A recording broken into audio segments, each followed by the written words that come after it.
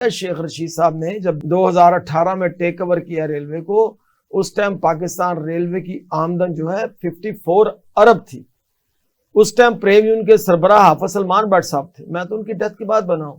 اور حافظ سلمان اور خواجہ سعد کا ایک بھائیوں جیسا رشتہ تعلق تھا، اور ان دونوں کی آپس میں حافظ سلمان بٹ صاحب بہت نامور شخصیت، جی ماشاءاللہ بڑی قداور شخصیت ہے، جی اللہ کو بڑی کرامت کرے۔ میں ظاہر ہے میں نے ان سے ٹریڈ یونین سیکھی ہے، میرے لیے تو وہ میرے محسن، میرے مربی اور بڑے بھائیوں جیسا رشتہ تھا ان کا۔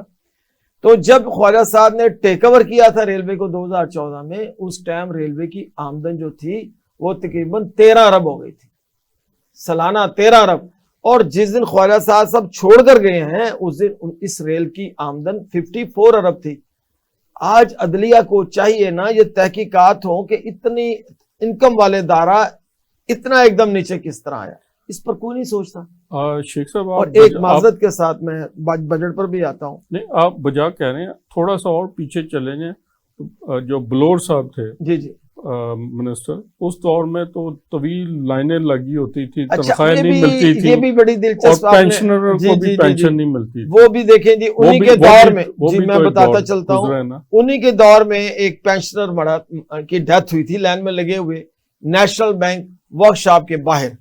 اور اس کی ڈیتھ کے بعد پھر سو موٹو ایکشن لیا تھا چودھری افتخار صاحب نے، اور پھر یہ طے ہوا تھا کہ جناب ہر مہینے جو ہے نا پریزیڈنٹ آف پاکستان کی فنڈ سے پیسے جائیں گے اور ریلوے ملازمین کو پینشن ان ٹائم ملے گی۔